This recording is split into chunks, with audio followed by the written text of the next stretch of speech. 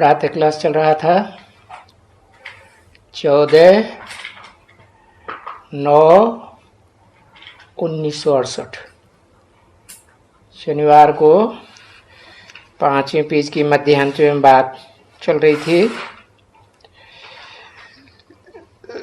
शादी करने वालों की। अच्छा, शादी की, ससुर घर गए तो पहले तो कन्या थी, फिर ससुर घर गए तो सबको माथा टेकना पड़ेगा। क्यों? क्योंकि कल पवित्र थी, कन्या थी। तो कल और आज कितना वास्ट डिफरेंट हो गया। कल पवित्र थी, आज पतित बन पड़ी।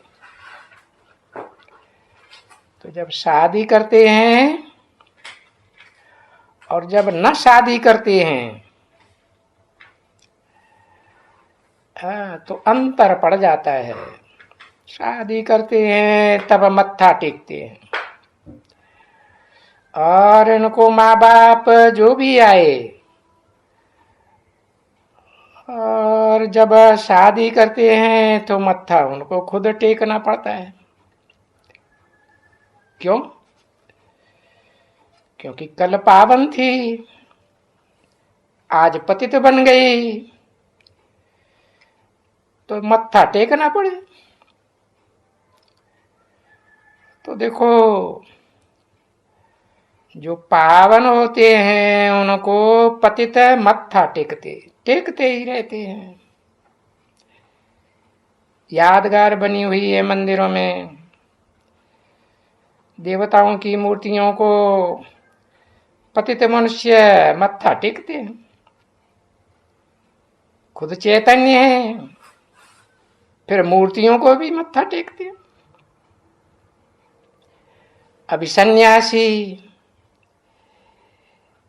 ये तो ये कहेंगे अपन को कि हम पावन हैं, पवित्र रहते हैं। कहते हैं हम सन्यास तो करते हैं ना अपवित्रता का, तो पवित्र रहते हैं। तो देखो, बाकी जो पतित हैं बस उन सन्यासी जी महाराज को रास्ते में देखेंगे तो रास्ते में भी माथा टेकेंगे, नहीं तो हाथ तो जोड़ेंगे। तो फर्क देखो, यही फर्क हो जाता है। अच्छा, कलयुग में देखो ऐसा फर्क हो जाता है। सतयुग में तो कोई पतित नहीं होता है ना, तो सतयुग में ये नहीं होगा ना। पतित और पावन इकट्ठा वहां होगा ही नहीं, जो एक दो को माथा टेकना पड़े। नहीं, वहां तो सदैव पावन ही पावन है ही पावन दुनिया। तो पावन दुनिया में देखो कितना सुख है, और कोई को भी दूसरे के आगे झुकते नहीं देखेंगे। क्यों? क्योंकि वहां एक ही धर्म होता है और सभी वाइसलेस, कोई भी विशेष नहीं। और देखो, उस वर्ल्ड को क्या कहेंगे? Viceless world.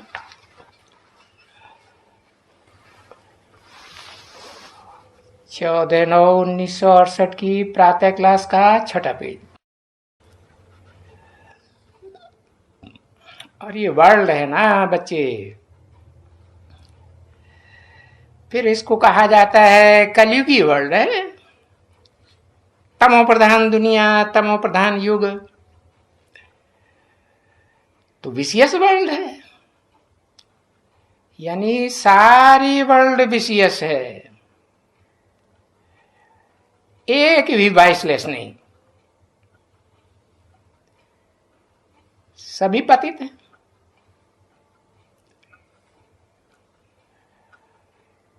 कोई भी पावन नहीं, एक भी नहीं। कोई कहे ये साधु संत महात्मा, नहीं, ये सिर्फ कहेंगे कि ऊंच नीच तो हर जगह होते हैं, नई दुनिया में भी तो पुरानी दुनिया में भी। कोई गवर्नर होगा पुरानी दुनिया में, कोई कलेक्टर होगा, तो पुरानी दुनिया में भी ऊंच नीच होते हैं, नई दुनिया में भी ऊंच नीच होते हैं। कोई महाराजा, फिर देखो कोई राजा और कोई दास दासी, कोई प्रजा। तो इस पुरानी दुनिया में फिर ये जो सन्यासी हैं, ये तो घर छोड़ के भागते हैं ना, भगोड़े हैं। इनको सच्चा योद्धा थोड़े ही कहेंगे, भगोड़े। तो उस दिन बाबा ने समझाया ना, जो घर बार छोड़ के भागते हैं वो तो स्त्री को विधवा बनाए देते हैं और बच्चों को आर्फन्स बनाए देते हैं। तो ये तो वास्तव में बड़ा पाप का काम हुआ ना। अपनी ही रचना, और रचयिता ने अपनी रचना का क्या दुर्गति कर दी। बाबा ने बहुत समझाया, ऐसे भी समझाया कि जब ये सन्यासी घर बार छोड़ते हैं, स्त्री विधवा बन जाती है। अभी इस दुनिया में कितनी विधवाएं बनी होंगी, खास भारत में। और वो राजाएं को भी छुड़ा देते हैं, घर छुड़ाए देते हैं, बीवी बाल बच्चे छुड़ाए देते हैं। तुम बच्चों ने गोपी चंद राजा की कथा सुनी है? एक गोपी चंद राजा था, गोपियों का चंद्रमा, नाम रख दिया गोपी चंद। कौन सी आत्मा होगी? है ज्ञान चंद्रमा, ब्रह्मा का पार्ट बजाने वाली ही होगी। क्योंकि तुम अभी परदेश में जाते हो, वो तो अभी की बात है। अरे अपना घर क्यों छोड़ते, परदेश में जाते हो, महलमानी क्यों छोड़ा? तो इनका बहुत गीत होते हैं, है ना। भाई तुम घर बार क्यों छोड़ा है, रानियों को क्यों छोड़ा है, सन्यासी क्यों बने हो? कहेंगे बस उसने सन्यास लिया, खलास। तो जब सन्यास लिया तो राजाई को भी सन्यास किया, रानी को विधवा बनाई दिया। बनी ना रानी विधवा। और जो राजकुमार है वो भी आर्फन बने ना। फिर विधवाओं को फिर आकर के ये सन्यासी फिर उनके गुरु बन जाते हैं। फिर और जो है यहाँ की वो उसको जो अपने हमजिन्स की विधवाएं, हमजिन्स को विधवाएं बनाते हैं। वो सन्यासियों को ले आए करके घर में देखो, वो फिर उनको पूजते हैं। पानी का थाल भर करके रखते हैं, उस थाल में दूध डालते हैं, कोई पानी ही डालते हैं। और उन सन्यासी के पैर उस थाली में डालते हैं। किसमें? थाली। नाम क्या रख दिया उसका? बड़ी गहराई में घुस के थाली, उसका नाम थाली। तो पानी का थाल भर करके रखते हैं, उसमें सन्यासी जी के पांव डालते हैं। कौन से पांव? बुद्ध रूपी पांव की बात है। भक्ति मार्ग में तो क्या क्या कर दिया है। पीछे बड़े बड़े घर की हो या छोटे घर की हो, सब उनका आकर के पैर चूमती है क्या? उनकी बुद्धि को, बुद्ध रूपी पांव को चूमती हैं और उस पानी को अमृत करके पीती हैं। अब अमृत कहां से निकलता है? चरणों को छूमती है। क्या करते हैं जिसको, वही जो उसने हम जिन्स को विधवा बनाए देते हैं, उनकी इतनी पूजा करते हैं। तो बेहद का बाप आकर के अब समझाते हैं ना, बच्चे, अरे ये कितनी मूर्ख हैं। ये जो उनकी हम जिन्स को विधवा बनाने वाले हैं, हम जिन्स को आर्फन बनाने वाले, वो आर्फन भी जब शादी करते तो दोनों ये काम करते। जिसके साथ शादी की वो स्त्री भी धोती है पैर, तो वो भी पैर धोता है। देखो, भक्ति मार्ग में बुद्धि की बात नहीं है, वो बुद्धि रूपी पांव को ही समझ लेते हैं। अब ये पांव है तो रंग ना, ये तो सबसे नीचा अंग है, कितनी धूल लिपट जाती है देह अभिमानी की। तो बाप आकर के समझाते हैं कि इस दुनिया में जो बुद्धिमान मनुष्य हैं, चलो कोई धर्म पिताएं, ग्रेट फादर्स भी हैं, उनका भी कोई मनुष्यों में बाप है, जिसे आदम कहते हैं, है। वो मनुष्यों के बीच में सबसे ऊंच बुद्धि वाला है ना, त्रिनेत्री कहते हैं ना। तो इनको तो घर में आना ही नहीं है बिल्कुल। क्यों? क्योंकि छोड़ के भागते हैं। अभी भी कहते हैं, देखो वो नंदा को कहते थे कि हम तो हर्थ एंड होम छोड़ा है ना, अब तो सन्यासी है ना,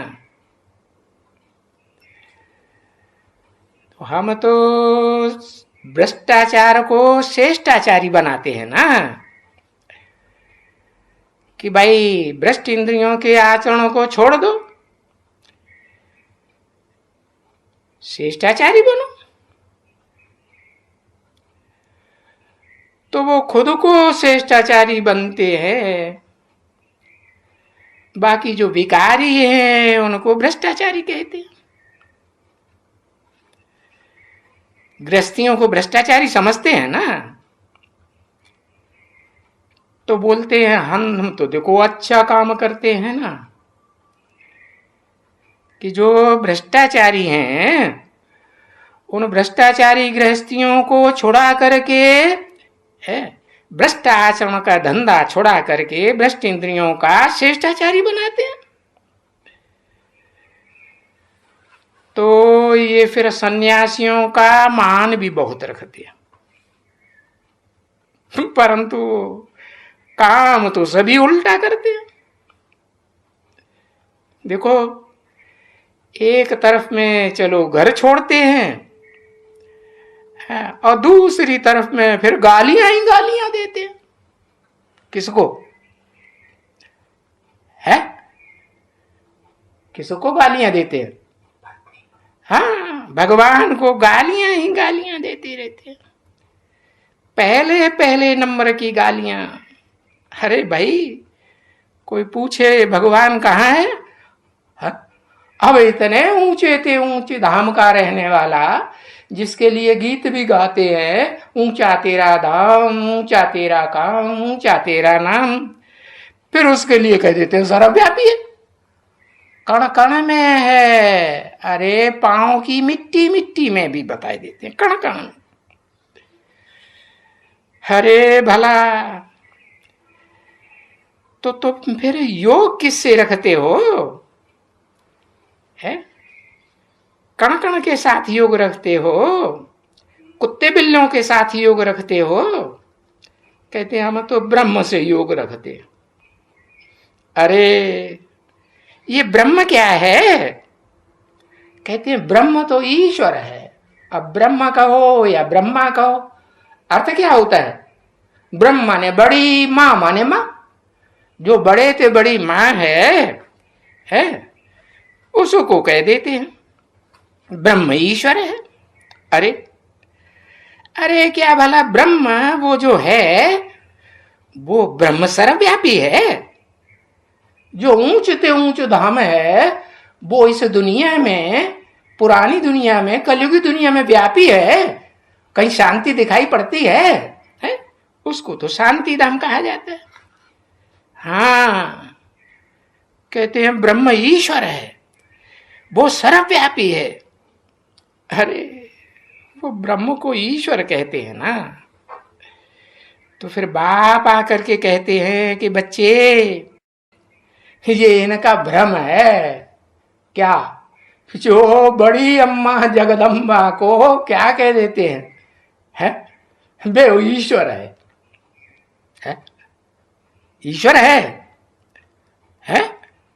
उसको ईश्वर कहेंगे? ईश माने शासन करने वाला, वर माने श्रेष्ठ, श्रेष्ठ ते श्रेष्ठ शासन करने वाली है नहीं।